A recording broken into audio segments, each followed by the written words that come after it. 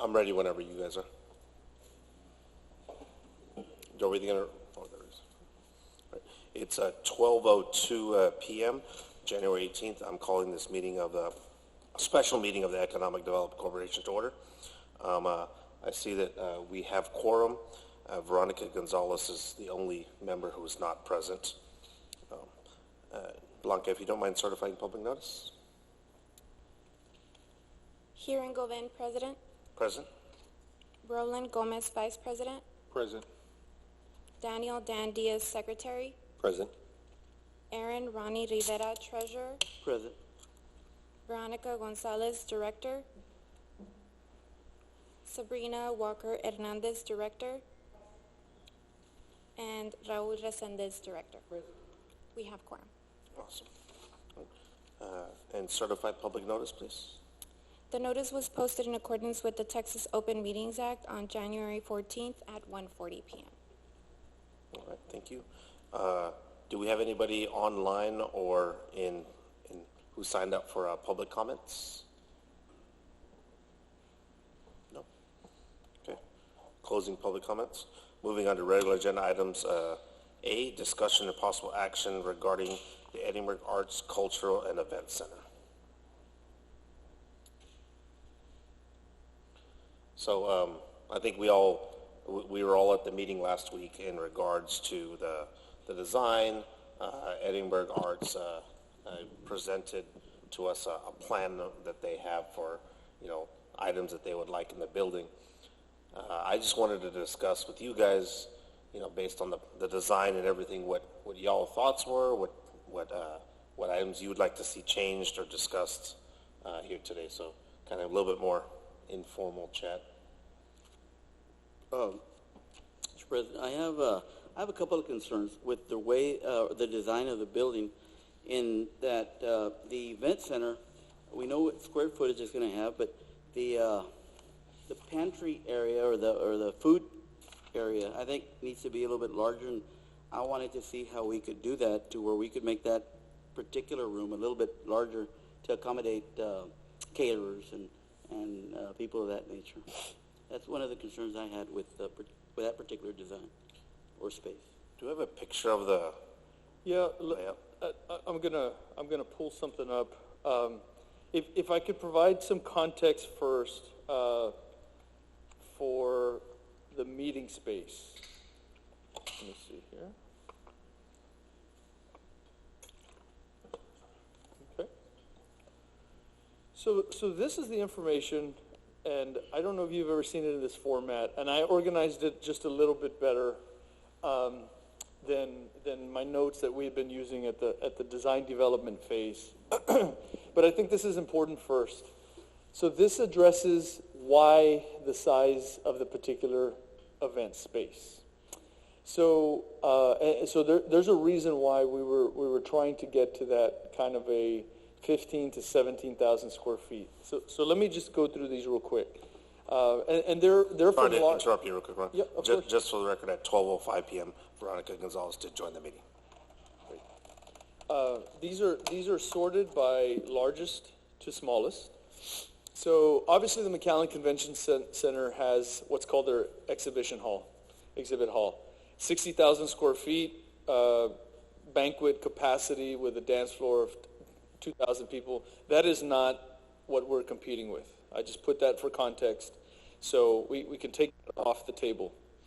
But then you move to Mission, which is a fairly new venue, Harlingen, which is a fairly new venue, and they quite honestly did a lot of, specifically Harlingen, but Mission did too. They spent a lot of money on feasibility in terms of why those sizes, why that, and the market. And obviously this was right before COVID, so that has put some hiccup on there. But what I did was, so there you can get a context of their square footage, banquet capacity, and I put a dance floor in there because with a banquet, that's pretty typical. And I used a 60 by 24 foot dance floor, which is a sizable dance floor. If you look at those green, highlighted green, that basically compares us to their So, and you could see Mission is 17,700, Harlingen 17,100. The A Center, as it's proposed with the current footprint, is 14,500. So that just gives us 750, then Harlingen 800, Mission 850. That's within competitive range. 50 is not going to make or break a deal for us. And then the classroom, that would be the setup more for a business type conference. That's traditional. So instead of all the types of setups, I simplified it. And that's the yellow highlighted. And you could see 900, 950, 960. So we're in the ballpark. There's a couple things, there's a couple dynamics to our building, and you can't just go square footage wise. It really depends how much dividable space is in there, where the columns are at. Ours is going to be very unique because we actually lose a little footprint because of the size of the fixed stage. We will have the only one on this list that actually has a fixed stage. And then obviously the exhibition, the cabinetry, the displays takes about 2.5, 3 feet off the walls. But even at that, because we're not dividing in a lot of different ways, number one, we're saving costs because those dividers are extremely expensive. But then number two, because it's only one divider, you get more efficiency. Since it's only one divider also, just something since it's only one divider, it's going to be a very expensive, high quality divider. I'm sure most of you have been to conferences where it's in a divided room and you hear absolutely everything going on next, So that's if you divide a room too much or with lesser than the highest quality materials, you get a lot of sound. So part of our budget that's included at this point is a very robust, soundproof, not proof, but very sound resistant divider.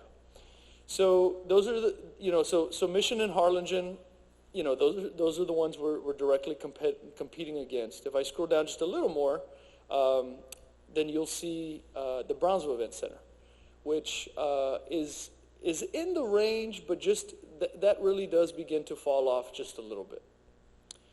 So I think it's important seeing specifically these three side by side, because if we eat at all into that square footage, then we're shifting a category. We really are. So that's just something to consider. And I know the question point blank was asked, would you consider shaving off the, So that's something to consider. It depends what market do you want to compete with. One thing, though, that I have been exploring with the architects is a modified version of a footprint, which I'll show you here in a bit. It's a modified version, and to this point, we have not got any feedback yet from the cultural arts. That's happening Thursday. But we're already working on somewhat of a modified version. And in the modified version, it essentially takes out the exhibits from the event space, so that cabinetry, and basically makes its own corridor of like an art exhibition corridor. So that would decrease the footprint. So I'm calling it the art corridor, but that's what you see in blue. So we would go from about 14,500 to about 13,000 square feet. So that would put us right in line with Brownsville. I do know that Brownsville does lose some competitiveness with attracting business conferences because they're not in the market of Harlingen, and so that's just something to consider. So there's an alternative where we can actually reduce the footprint and give a little more to cultural arts, but we are right in that range. So anything under 14,500 square feet categorically puts us in a little bit different market. So I'll keep going real quick. McAllen also has a ballroom, but it's much smaller. But again, they have the exhibition hall that you can't. But they have that ballroom there. And then what we actually did is went a little more finely, and we went into all the spaces. So that first page is all the regional ones, and then this next page is those that are in Edinburgh. So you can see the DHR Conference Center. There's two spaces, the ballroom type space, and that could get about 430 people. And then they have their auditorium, which has fixed seats and it's tiered. and that has 950 seats, but they're fixed. You can't do anything else but an auditorium style with that. So, and then, I should have moved that one there, but those in red, just FYI, the reason why they're in red, I just highlighted the ones that can accommodate over 500 that are located in the city. Everything else after that, it's much smaller. But even those that are 500, the footprint is much smaller, and I have not been in those, but it's a much more compact, So I necessarily would not say that competes with ours. If we do that smaller size, then we are in the market of that type of venue. So anyway, just wanted to give you that. And then I do want to show you, is there any questions on that? Anything you'd like? Do you have the dimensions of our activity center? How big is that? I do Just for not. perspective. I don't, but I think that's right under 10,000 square feet. Yeah. And do we, the divider, I know the divider's pretty expensive. Is it something we have to have, or is it something we would use because we think we would rent both areas at the same time, or what's the purpose of the divider really? So obviously the purpose of the divider is efficiency of the space. You do have, the facts are you have a lot more options, especially in hosting a business conference, and I mean you have a lot more convertibility. However, I do want to say, because that divider in itself adds, it's about $1.2-1.3 million, so it's substantial. At this point that we are right up on the budget, razor thin, that would have to be the first alternate to be removed without decreasing the size of the footprint of the building.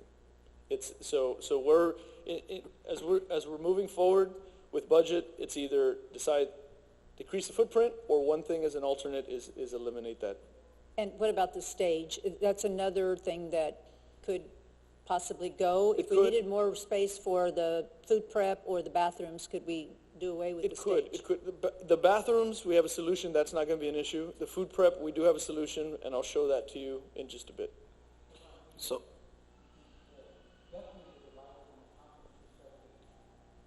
Do you mind pulling the mic? Yeah. There you go.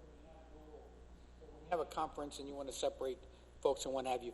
But it really is challenging from an event perspective, a wedding, a quinceanera, to generally when you have a divider is in order to if it's a small gathering, 200 people, you don't want them using the entire footprint and you lower the price. Yes. Right? Now, in that case, the one of the footprints, or when you divide it, will not have access to the stage and will not have access to food prep, correct? That's correct. Well, And so that's part of the challenge. You'd have access to food, but not the prep. It would come around the corridor, and the bar, you would come around the corridor. Correct. So one thing that we did, too, is we did an analysis of the events that we host.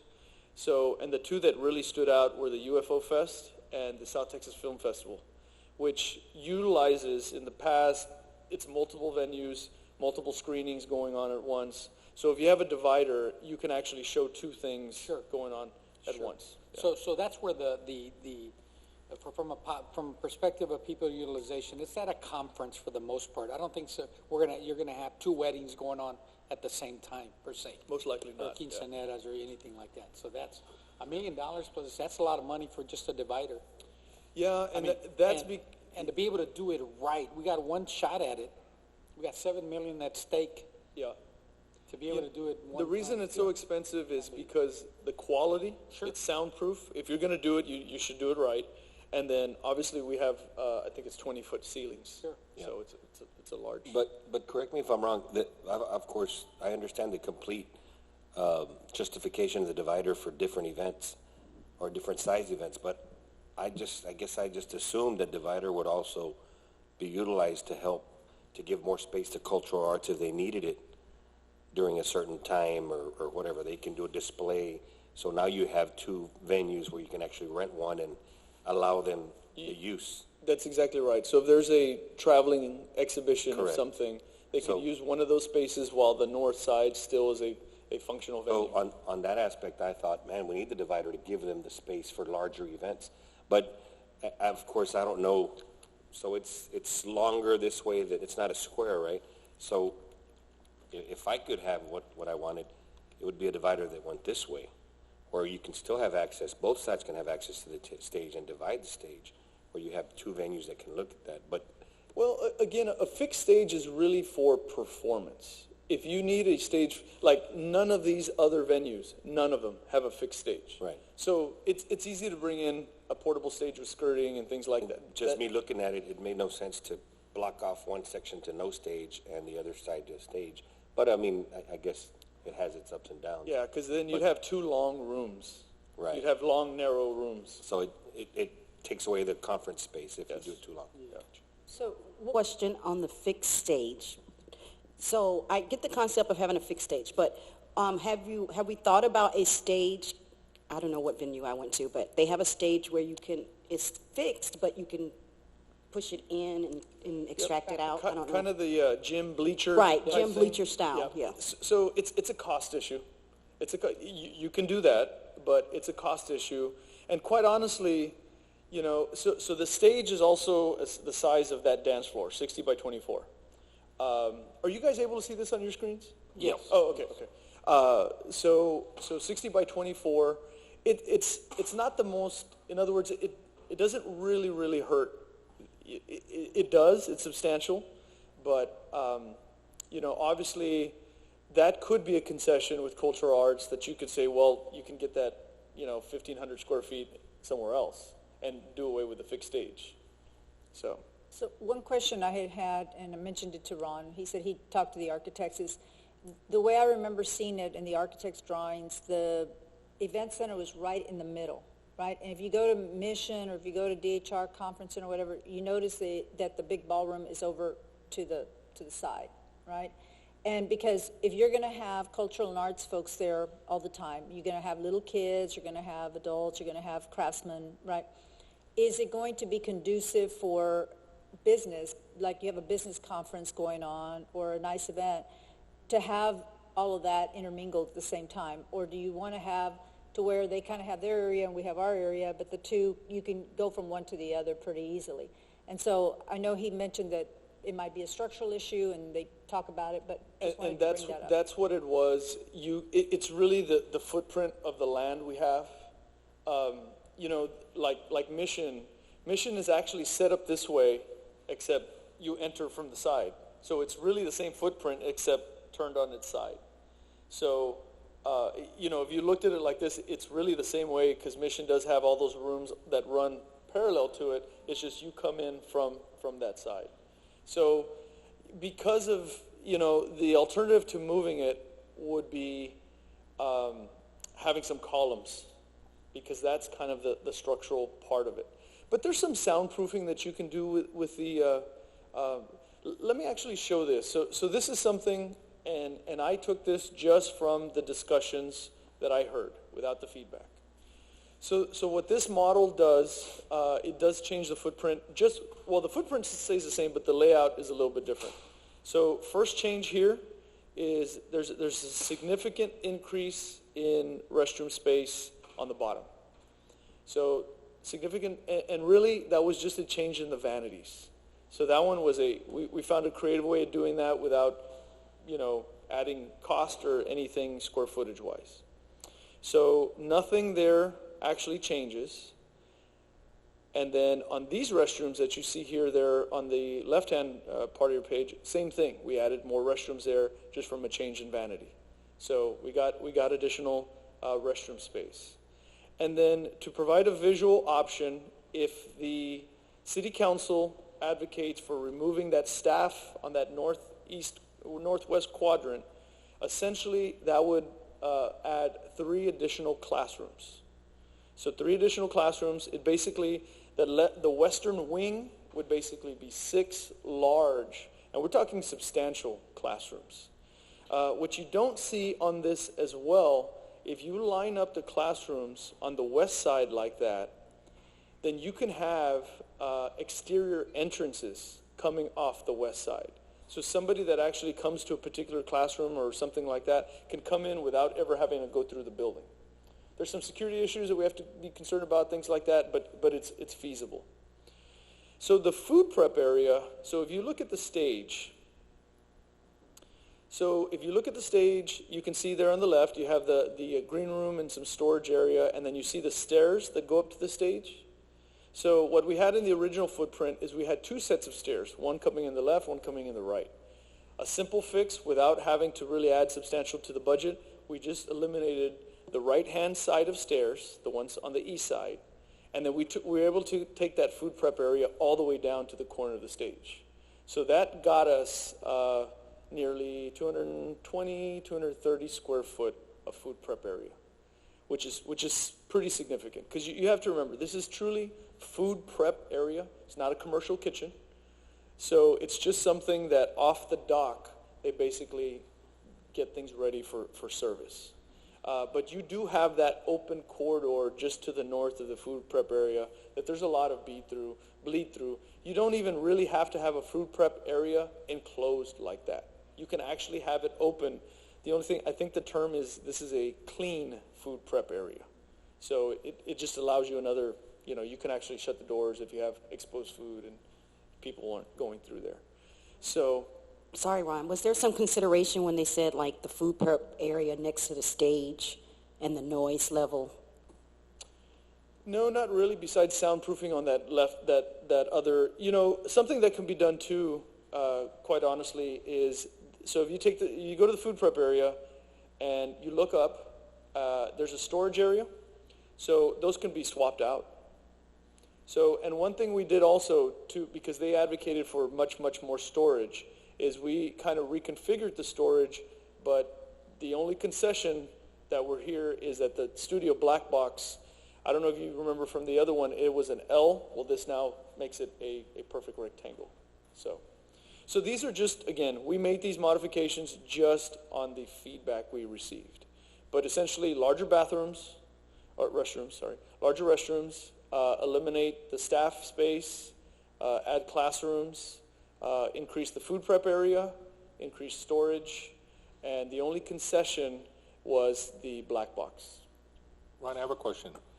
And I know we're all talking about the food prep area, but I don't see any counter space or maybe a sink area in that food prep. Will it eventually have something like that? Yeah, that's all kind of next phase, what they decide. But again, it's usually just a flat counter. Sometimes they wheel in, Right. so. Right. Yeah. Okay. On the classrooms, switching from office to classroom, what are you expecting the price difference to be? If we move quickly, I think we're okay. Obviously, we're losing the staff capacity. But equipment does concern me. They mentioned a lot of specific equipment that is not included in the budget. And then by also doing the classroom space like this is that, Veronica, back to your point in terms of sound consideration for what's going on, you could put anything that's music driven on that very corner. So it really, instead of having it adjacent to the ballroom like that, you now have it on the top corner. So I think that would help alleviate that. So we could do this modification as we currently stand outside of equipment. Equipment would be the concern. And they were saying that they had a separate budget for equipment. Not a city budget. So that's why I was like, I was trying to get them to ask like, where's that coming from? Hey, Ron, is the front corridor, if you go up a little bit, if you go to conferences as we all go, is that the only place, that lobby, where people can be in discussion or networking or what have you? Seems kind of small. So it's called it's a lobby, but they call it a pre-conference area. Again, it's not grand, but I think it's sufficient. It is a little bit on the smaller side, but this one, what this center has that others don't, you also have that cafe. Mm-hmm. So, obviously eliminating the cafe around the corner could open up your pre-function area. And doesn't it make sense to put the cafe on the other side, since Dr. Guajardo was wanting to conjoin the cafe with the experience of his arts, and doesn't it make sense being on the other side? Well, part of the cafe on that side was really having the overlook of the eastern, you have the water gardens, and you have the patio, and, accessibility to that patio. Because the patio that you see in that herringbone, that's kind of the, extension of the cafe, the outdoor portion. And then you get the shade on that side. What are the odds of getting the grant for that culinary thing you guys are talking about? At this point, probably not that favorable. Yeah, I wouldn't consider that in what we're trying to do. Yeah, if that does come about, that's something that we could always kind of add capacity later. And quite honestly, the way that footprint is there, that build out could happen 5 years down the road. It doesn't have to happen at this point.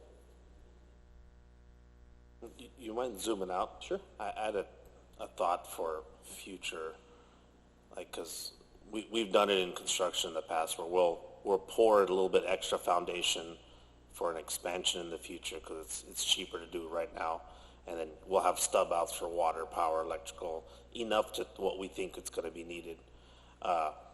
So is there anywhere we can maybe do that and reaccommodate the offices later on, or So if you move the look at classrooms to another section, put your offices back in, kind of thing? if you look at the CUP area, let me bring this one up. If you look at this CUP area, right here, this notch was intentionally left off.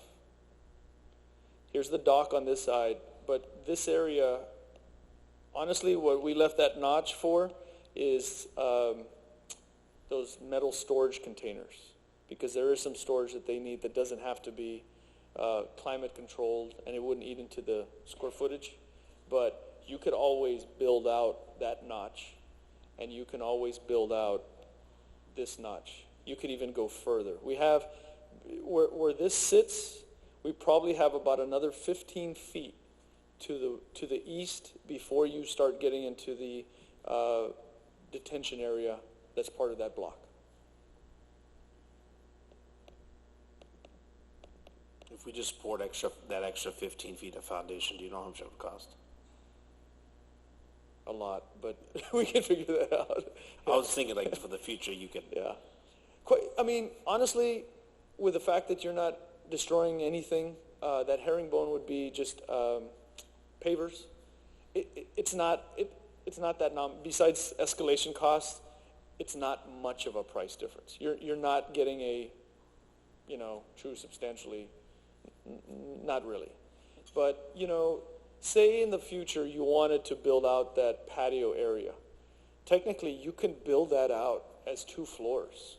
It's a long, narrow, so instead of 3,500, it could be 7,000 square feet. The only thing is, obviously, you're going to lose a little bit with the elevator and a stairwell. But that can be done as well. So Ron, I know that on that one sheet towards the back of the presentation they had what space they were allocated versus what space they were requested.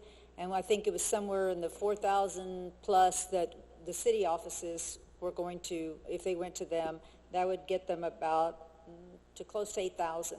So where are we in terms of what they had requested versus where they would be now based on this drawing? So this is kind of fresh off the press, so I haven't really done that math. It gives them, their concessions based on the feedback. And I was pretty direct in my question that if we did this, that's why we did this model, if we conceded that 4,000 square feet, would that still suffice to their vision? We'll find out the answer Thursday. But then, something that is really something that we have to consider, and, we didn't have time to really go into it there, but the fact is with public venues now, of any public dollars, there's really not such a thing as dedicated space anymore. I mean, everything is shared use, multi-purpose, so the fact is they did state that there was a small percentage of dedicated space, But quite honestly, even with the staff there, they have access to about 80% of the building.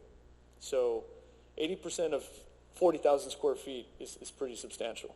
Is it truly dedicated that no one else could use it? No. But very rarely is that ever the case. Yeah, I think it's going to be, and we see this all the time at university, it's going to take a very strong manager or bookings person, right, to make sure that what space is being allocated, and for what, because, again, even though I know everybody's gone to great lengths to make sure that it's as soundproof as it can be, if you have a business conference and you got a lot of kids running around, it's not real conducive to that, right? So you want somebody who can schedule things that are going to be kind of in line with, especially if you have something big going on. Now, it may be a festival, and if it's a festival, great, you know, it all kind of flows together. But if it's something else that is really a economic driver, we say, that's bringing people to the city, then we want to have at least the least bit amount of disruption as possible. Yeah, agreed. And, you know, something to consider, you know, with this, we eliminated we eliminated all the city staff personnel from that top quadrant. Well, that did include cultural arts. So we would have to backfill them to where basically in classrooms they would have little cubbies kind of thing. So, and then something that, you know, from a city manager perspective that I did have to consider, so what this essentially does is it leaves one department on its own over there, which is our communications department. You know, I had to spend some time operationalizing that, and at the end of the day, I think it's okay. It's worth the benefit to having them. And again, like I said that day, the greatest benefit of having them is that some of the funding that's dedicated for that type of resource can actually go and equip that area. Without that, if we were to remove communications, then we're probably inflating the need for equipment budget, 1.5 million, somewhere in there. One other point. So I know that by combining these two, where you have an event center and then you have cultural arts, right? Have we, and this is getting into the weeds because I know right now we're looking at space, but have we looked at aesthetics? Is it going to, I mean, event centers a lot of times look like a hotel ballroom, right? But yeah, you're talking cultural arts where they wanted to have the flavor of the Rio Grande Valley and, you know, the folklorico, the types of fabrics and lighting and all that stuff. Who makes that decision, and then what budget is there for that? So it's the same budget. There's no additional budget. It's the same budget, and that's part of the next phase. So the next phase is actually locking down the walls into structure, and then you move into the decor, so to speak. Again, for budget-wise, it was never intended to be an elaborate decor. But there are other, you know, one that I didn't include in my list, but if any of you have ever been to the Port Isabel venue, it's actually a cultural arts that's an event space, and they marry that perfectly. There's, you know, you just can't tell if you're in a cultural arts or an event. It's a good marriage. Corpus Christi has one. That one leans a little more towards the cultural arts. You can definitely feel it. And San Antonio actually has two. One of them is Sunset Station. They're just nice event centers. So those two actually marry very well together. The biggest difference, which I think it would be a really unique feature, was actually having the art displayed within the event space. That I myself have never seen anything like that. So, but there's pros and cons to that. That would be inside or on the exterior of the walls, right? It would be, so if this is the event center, if we're in here, it would actually be on the inside. So if this is the hard wall, that cabinetry would be about 3 feet. Yeah, a lot of people would not like that. From a as one that's going through wedding planning right now, I mean, it gets into that, not the right color, not the right, and it's like, I think I honestly thought it was on the outside, and I thought it was a great idea of space that you're walking like into a museum. Yep.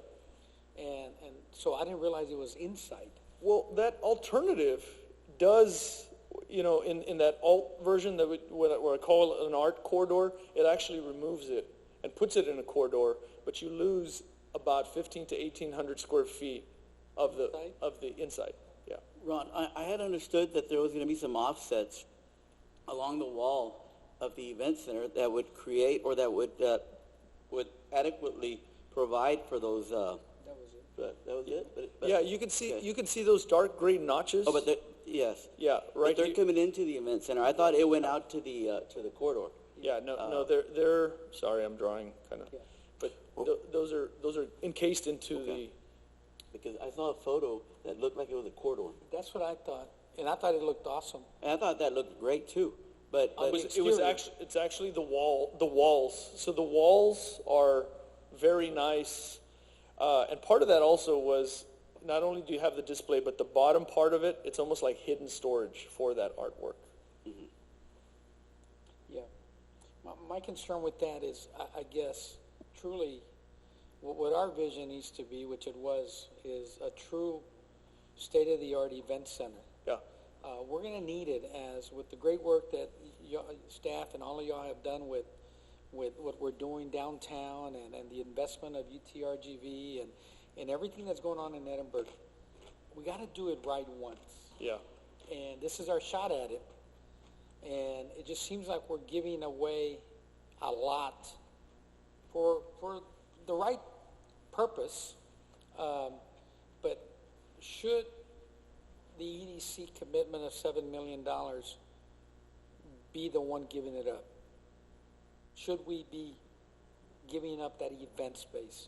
Would other entities pick somewhere else because we're either downsizing or pulling away to try to satisfy everybody? Yeah. Where I believe we should create whatever vision that we, from an EDC, the state-of-the-art event center, and then what's left, accommodate as much as we can. And Just my thoughts. And I think you said that pretty clearly, and that's why these numbers do prove. I don't think we can go lower than 14,000 square feet. We're right on the cusp, but because then we have another category venue that wouldn't compete with what the intent was.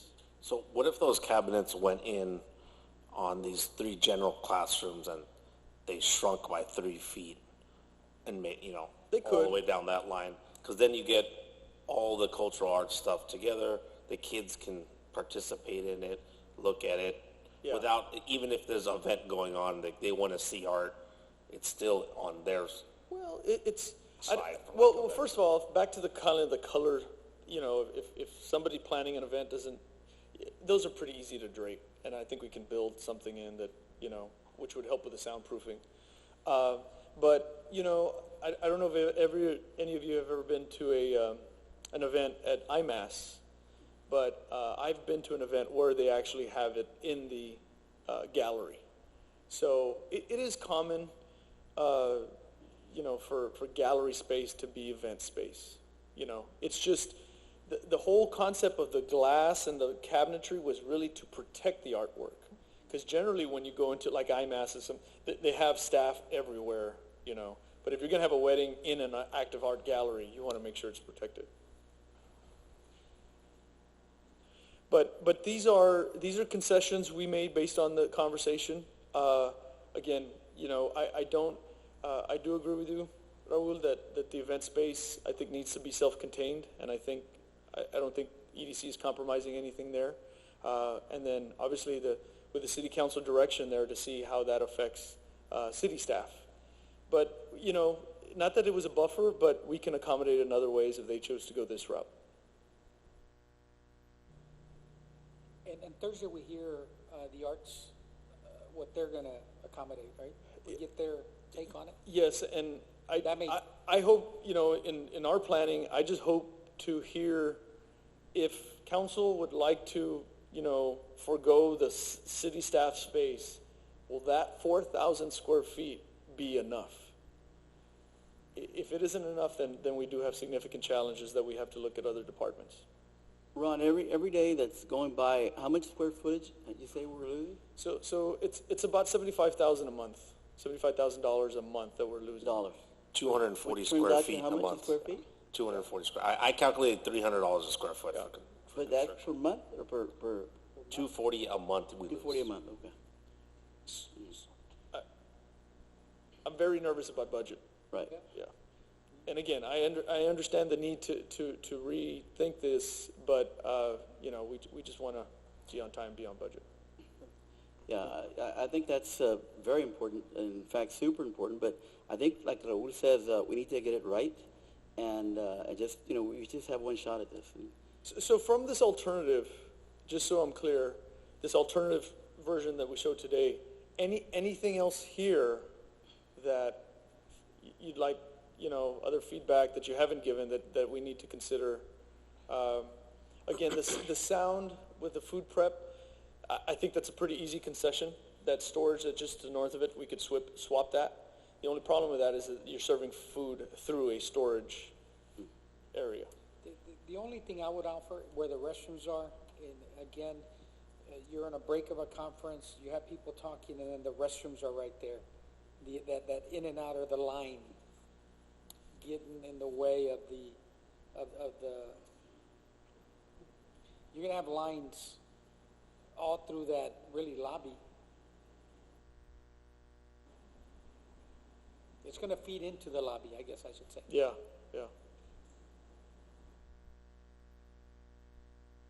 I have another question regarding the hours of the Arts and Culture Center. What hours are they going to have, Ron? So they did make mention of specific hours, which that was also, I had not heard that. So those are programming, that is budgeted via programming to the Cultural Arts Board. I'm sorry, to the Cultural Arts Department. So, as long as they manage their hours, but obviously something like this and to the vision of the capacity that they wanted to do classrooms, I was already hearing maybe 3 or 4 additional FTEs, more positions and more hours, and obviously that's a budgetary thing that City Council has to. So short answer is it's back to budget. Okay, because if I was hearing Veronica correctly, with her concern regarding the lobby and the mixing up, you have people that come for a wedding, and they're using the lobby in that area. Then we've got other people coming in that area and going out and going to the bar and going all that. I mean, the bar is going to be open for the event center and for the cultural arts, as well as the cafe. No, I don't think that's the intent. And again, for wedding hours, mostly weekends and evenings, there's no cultural arts classes going Okay, on. that's what I wanted to know. Yeah, Okay. there won't be overlap there. Okay. The only overlap that could happen is if you have a business conference. Say you Right. have a 2-day business conference, Okay. and then you have programming going on. But that is just that's just scheduling concessions. If they have to cancel 1 week because of a major event, those aren't deal breakers. Okay, And we do that's have space at the library as well that we can intermix and things like that. Right, and I heard what Raul was saying, and I get you, but I think they thought they were getting Sam Houston for a cultural arts center, all theirs, right? And we thought we're getting it for our event center. And so now we just have to learn to compromise and figure out how we can accommodate each other as much as we can and make it a really nice event place where people would get the benefit of both things. And so, because I don't know how we would pull out $7 million and go try to find land and build another building and do all that. I don't know that we could do that at this point for an event center. And I don't know that they could pull out and go somewhere else either, because I think that's what the Sam Houston building, keeping with the feel of it and all that was intended for. So Yeah, but we just have to figure out how we can make it. right. But the cities Make it funded work. all those other event centers, correct? It wasn't their EDCs. Which other Mission, event center? Mission, that was city programs. Some of it is joint funding. I believe there may have been. The not, city of Harlingen was city of Harlingen. yeah, I know there were bonds. Most of those were issued at bonds. I don't know to what level. But from of a city, CDC. from a city perspective. City of Harlingen looted their hotel occupancy tax fund. Yes, I do know that. Yeah.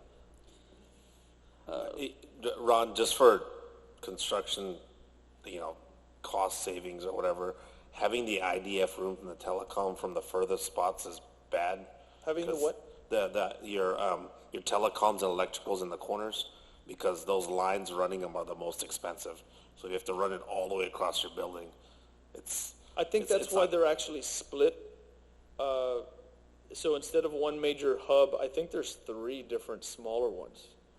Oh, I didn't see the one in the back. Okay, cool. Yeah. I think that's why they split them. Ron, on the cafe, what's the seating capacity on the outside of there? Oh, on the outside? You could probably sit upwards of 150 people. That's pretty substantial. Again, that's 3,500 square feet. So that's large. I like that, especially because you said it's going to be in shade and it's going to be facing the amphitheater. I see it as a potential another little venue. Oh, yeah. So I don't know if you want to consider.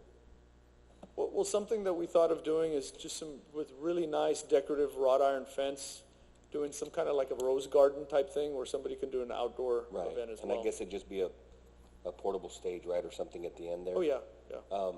And so that was one of my questions. My other question is, who is going to handle the scheduling, the renting of the So facility? the facilitator of that, the person that actually registers them, that will be Cultural Arts Department, specifically Magdiel.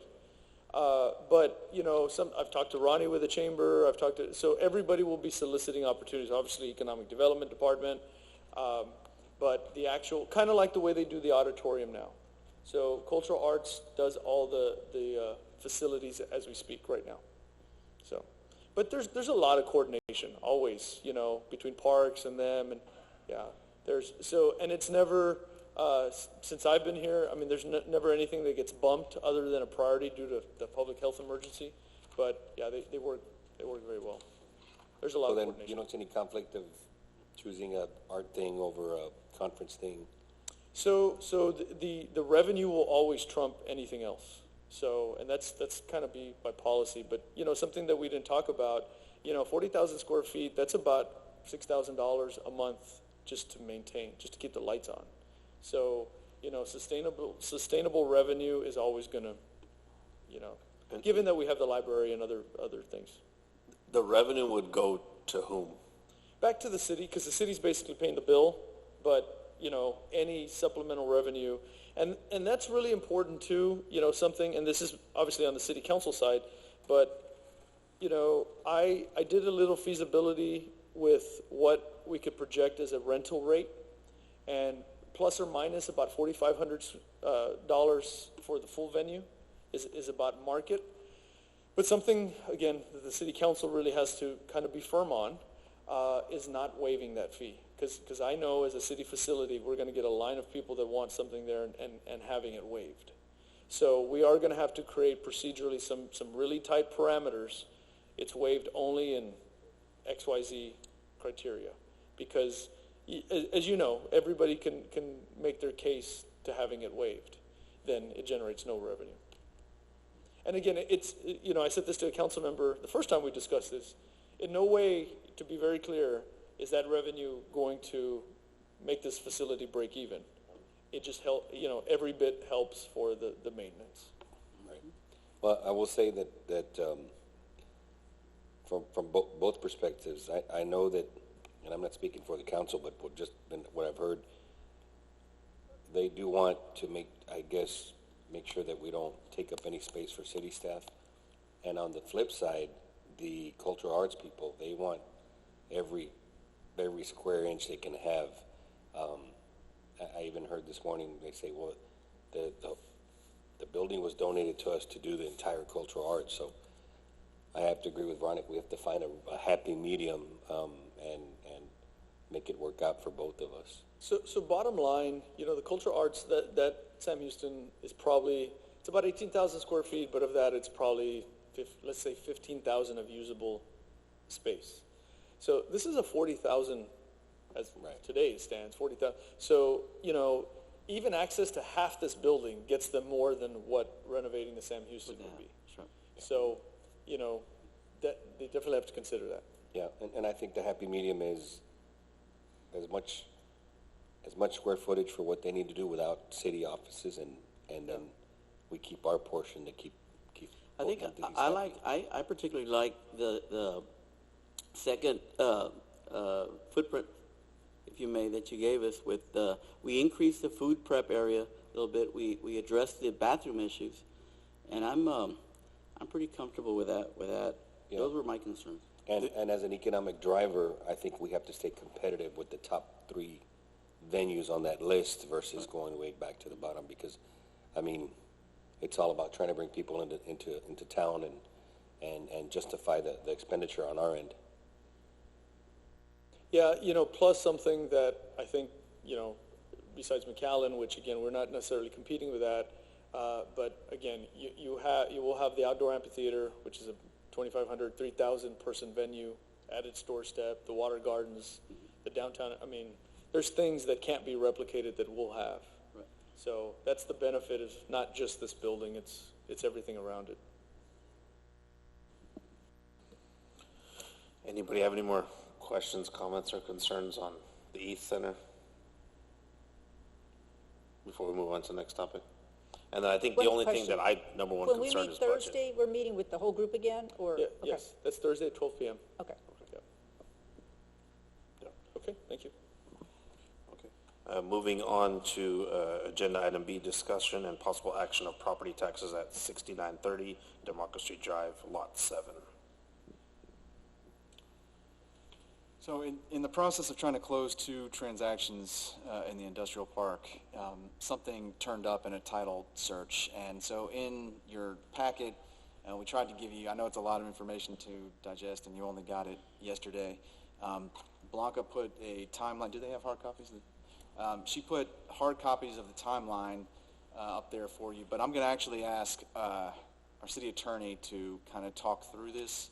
He's the one who's been dealing with it most directly, so he'll probably do a much better job than I will talking you through a somewhat convoluted process. Let me turn it over to him. Sure. Well, it's kind of straightforward, but the solution moving forward just requires determination on the board's part. So just quick background, there's this lot that was previously owned by the EDC, transferred over to an entity called Green Cold in 2011 with the condition that they build a warehouse within a year of that conveyance. The warehouse didn't happen within that year's time period.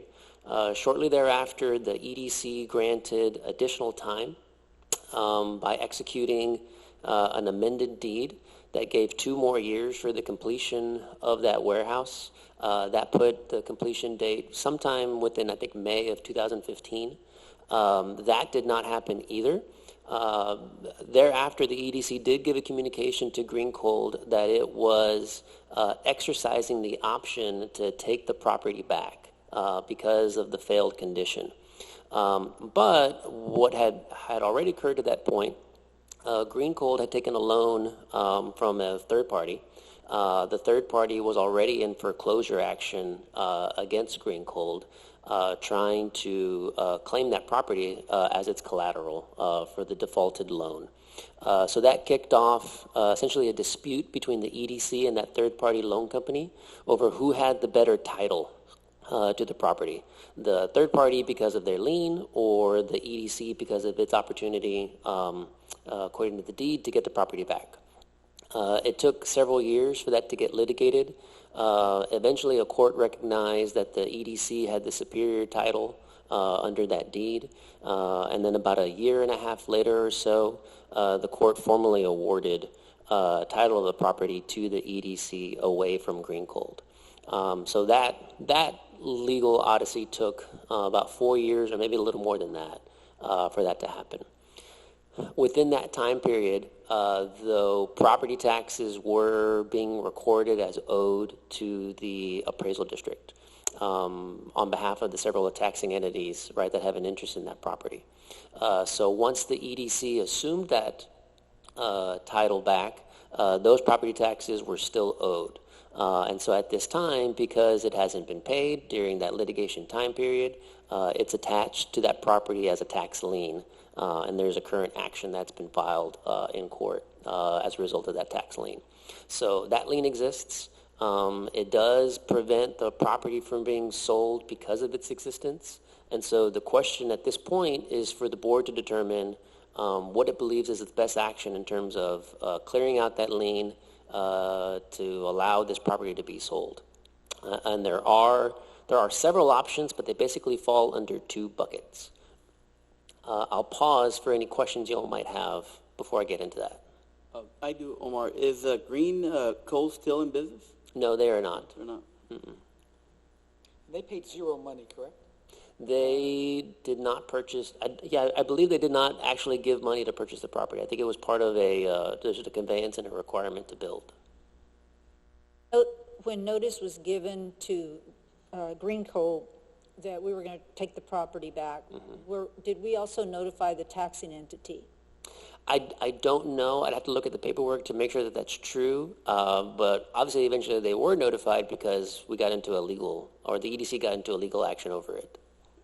Because I would think that from the date that they were placed on notice, that possibly then we could relay it back to that date. Right.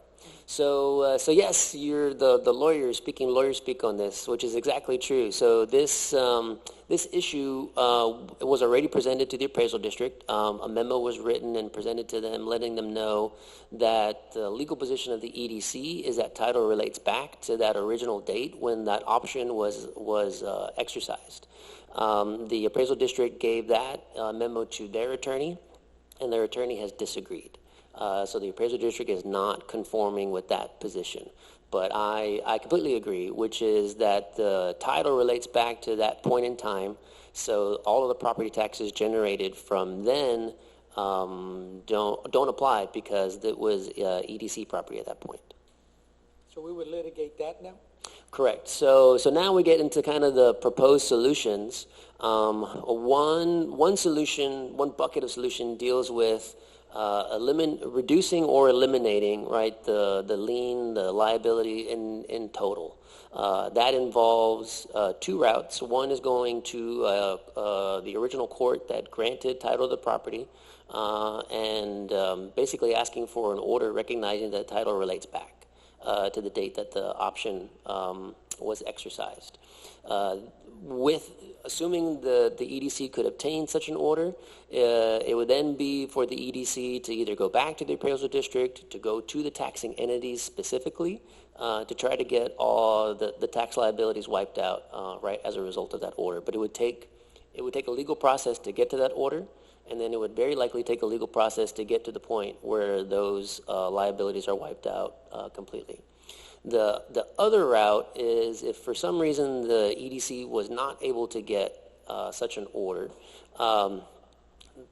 a lot of the amount that's currently pending is due to penalties and interest. There are provisions in the tax code that would allow the EDC to make the request to each of the taxing entities to reduce or eliminate the interest and fees.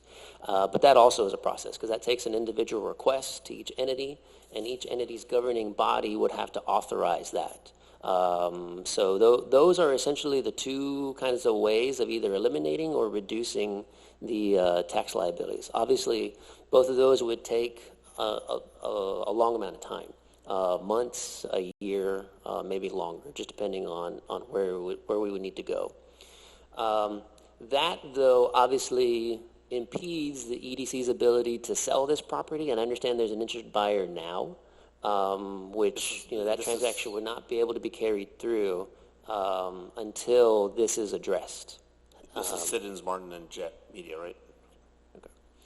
Is there a way to possibly start the legal action, deposit the money in the registry of the court saying we're acknowledging that if we owe it, here it is, but we want the court to determine that, and we want to go ahead and engage in negotiations on the property? It's possible. Again, there's a lot of legal avenues that we can explore to see just how expeditious we can make this process, but the legal process is just not fast. Yeah. It's just not. And it's even slower now in a COVID world. The main question right now for the board is how fast do you want to address this issue? And that I think all depends on how interested you are in selling this property. So obviously the fastest way to address this is to just pay the lien, amount, relieve that, and then the EDC can move forward at that point.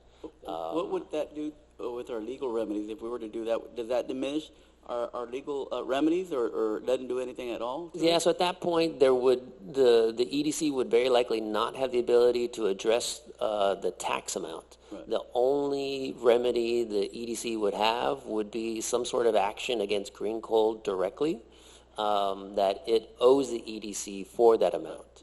But that would be very difficult. We'd have to find the person, the past owners, which I'm sure we could, but there's no guarantee that there'd be any recovery. Brian, does the increased value in the property now cover these costs? Today, no. But later, if these two projects came to fruition, then the answer to that would be yes. Right, but from somebody's looking at purchasing, does that offer, is it should be much higher than what 2015 pricing was? Well, so the total tax bill right now is a little more than 200,000. Okay. So, What's the value of the property? I don't know how you'd want to distribute I think between it's Siddons Martin and Jet Media. 677 is what it says on the county appraisal. Yeah, but gentlemen, so I have a question. Didn't we try to sell this property already? Yes. Okay, so that makes me ask, how did we not know about this? How did we not know that there was this issue So the lien before came we up. even put it on the market and before we even offered to sell it to somebody? So the lien was discovered as part of the title search on one of the properties. So the property and industrial, so at all this time we assumed that there was an owner? Yeah, so if you looked up the property on HCAD, say, a year and a half ago, it showed the owner as Green Cold. Okay, so then how did we try to sell it ourselves? Let me see, like, Blanca, do you want to kind of talk about the order of events here? Because I think that's going to probably be required. Yeah, it's about a year ago, we received a tax statement, and as we reviewed it, we didn't know we owned the property, because as per HCAD, it said Green Cold. So we contacted the county clerk's office to straighten that away, and we got the documentation to prorate 2019 and 2020, but everything else stayed on that tax statement. So that's when we forwarded that information. We've to- already taken an offer, agreed to it. It predated it by about 6 months. So the conversation with Siddons Martin started, and I've got Mark Hanna here to answer any When the questions too. That court started in awarded the January or property February back- previous. Brian, when the court awarded the property back to us was what year? That was at the end of 2019. So this has been on the EDC's radar, right, from at least that time period. But it all has to do with the change of a lot of the staff, right, from the old kind of iteration of the EDC not being around anymore to the transition to the new. It just getting kind of lost, right? The fact that this property tax issue needed to be addressed and cleaned up. So the point being of what Dan's asking is that we should have known all this stuff. The EDC should have known that it was already in our name before we're trying to sell it, or that this was owed. But Before we're trying to what sell I'm it. hearing is that it wasn't our name. It wasn't until we tried to sell it that this, No, but the court awarded the property back to the EDC. in 2019. 2019. Right. So we have a live order, right, that grants that property to the EDC, but the listing on HCAD did not reflect that order. So, that also added to the confusion.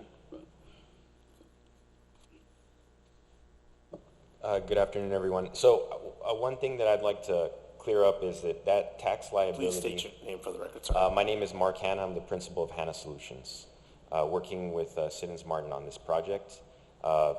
It's a 12,500 square foot building. Originally, that tract of land that Green Cold Storage owned was 8.22 acres. That tax liability represents 100% of those 8.22 acres. Siddons Martin is just going to acquire 3.5 of those acres. So when we went under contract, I want to say close to 6 months ago, part of the negotiations was to subdivide those 3.55 acres. So when it was subdivided and title did the work based on the new legal description, that's when this popped up on the title work. And we were supposed to close December 15th. The building is supposed to be ready by July 15th.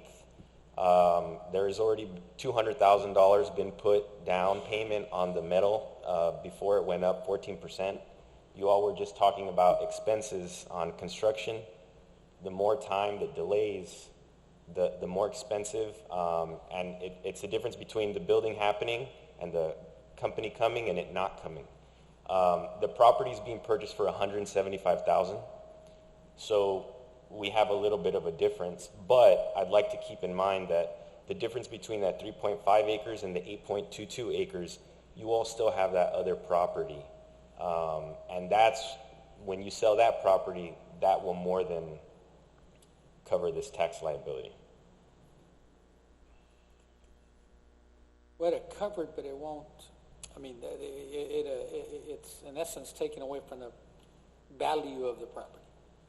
So, I mean, coverage is a loose term. Well, yeah, I mean, you can look at the benefits of Siddons Martin, the job creation, the sales tax revenue, those economic impacts, but I'm not here to speak on that. We entered into an agreement to purchase the property. We didn't know about that. It wasn't until right before December when we were going to close that the title company came up and said, hey, there's a $200,000 tax liability. So from the buyer's standpoint, it's kind of like, well, we've made a lot of investments. We're $200,000 in the hole if this deal doesn't go through, but we hope that we can figure out how to make it work. So Omar, do we risk litigation from the potential buyer if we don't make the deal happen because of the investment that they put into it? Well, if you want to discuss potential liabilities, my recommendation would be to do that in executive session, not in the open. Okay. The amount that we owe, though, in taxes, or what the taxing district is claiming, is between 2015 and the court order? Essentially, between 2015 through 2019. Okay. How fast could we ask for an abatement? Because almost half is penalties and interest. 80,000 roughly. How much? 80,000. Yeah. And I remember the Siddons Martin. It's for those that don't remember, it's a company that's moving their operations from FAR to Edinburgh. They do emergency vehicles, fire trucks, ambulances, whatnot. We were very proud to have them. I'm just still puzzled how we did not know this about the property, yet went into a sale, a contract. It's just concerning, and I know that, the lack of continuity over the years and the different EDCs, but I'll just say if there's any other properties that we had or had arrangements, we need to do a search on all of them, make sure nothing like this pops up, because we should have known this before we tried to sell the property and get a reputable company already $200,000 in investment, and now we're stuck trying to make a tough decision whether we want to pay the note. But how long would you think it would take to ask to abate the penalties and interest? Hard to say, really, because again, that request would have to go to each of the taxing entities. So it's making the request, it's getting on their agendas for the governing bodies, getting them to execute that, and then following up with the appraisal district once we get those executed orders from the governing bodies. So the question that if the appraisal district should be going after cold storage and not us, that's not, because we're saying we're the owner since then, correct? Right, we do own the property, so the tax liability follows. Mark, I have a question. So the ones that told you that there was a tax liability on this property was the title company? Are they the people that told you? Yes. Okay, so we didn't know. EDC didn't know. We all found out at the same time. So we don't get any letters from the taxing entities? It had the wrong address. I think that the taxing entity had the previous owner's address and all the mail was going there. So the current owner, you all, weren't aware. It was addressed at EDC, but with the wrong address. Correct. So there was no way of you all being informed, Okay. because the direction for communication was inaccurate.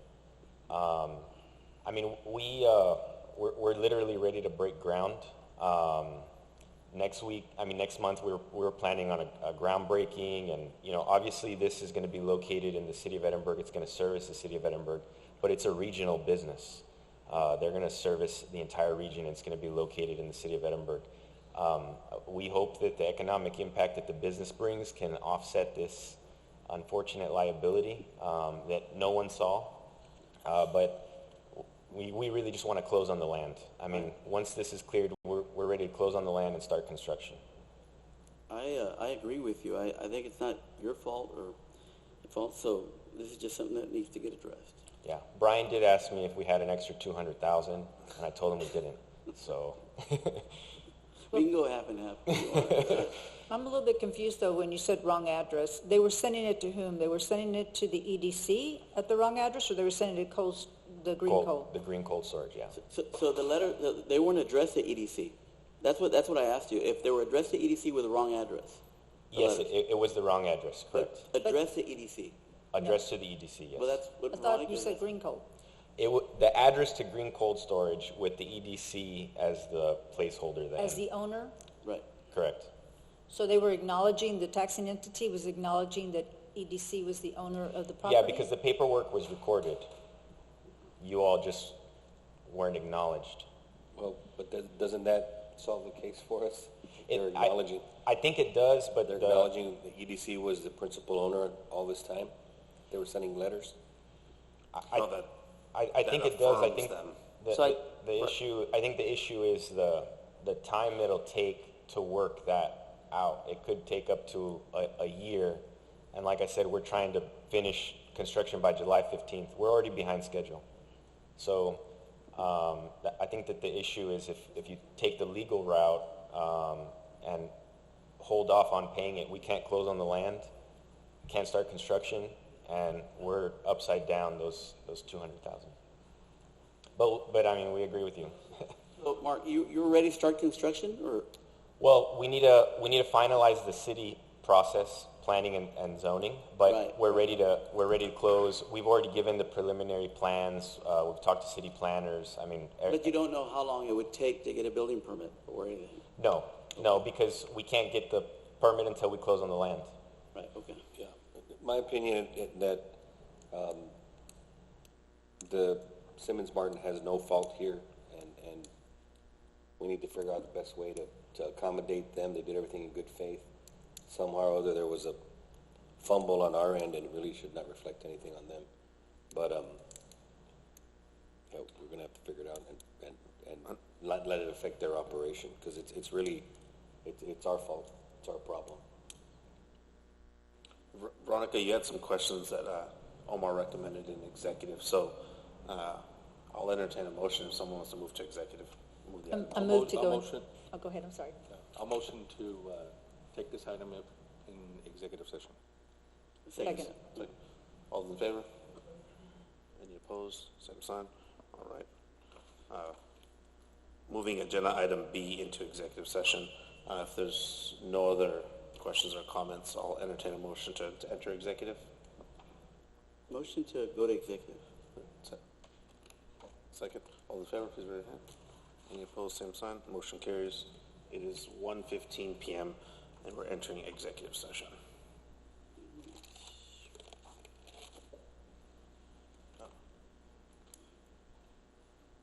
Yeah, so we're gonna have to have everyone leave.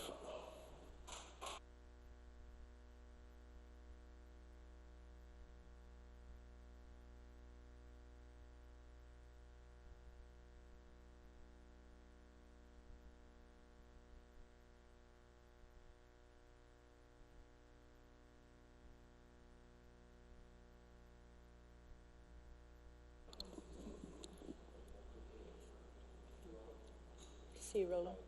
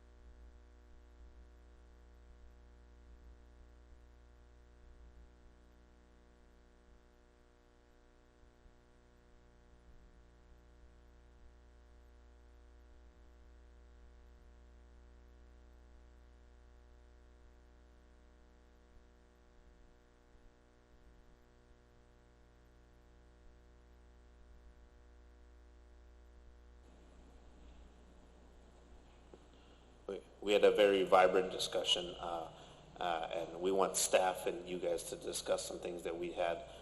And we want to reassure Citizens Martin that we do not want to delay or disrupt your process. Any action that we would take would have to go to City Council, and the next City Council meeting is not till February 1st. And we are meeting again a week from today, so it wouldn't delay any timeline. Okay. It just gives us a week to talk about things, and hopefully we can come to an agreement. There's always a solution. Yes, sir. Okay. I don't know if anybody else has any more comments. Yeah, Mr. Hannah, just please relay that. There's a couple options that we've come up with, but bottom line is we have zero intention in disrupting the timeline. I told them, I told Pat Siddons and Jeffrey that Edinburgh's pro-business and we'll figure it out. So, Correct. Thank you. Thank you. If there's no more, any other discussions or comments? All right, I'll entertain a motion for adjournment. So move. All right, all in favor, please raise your hand. Any opposed, same sign. Motion carries. Thank you, everybody.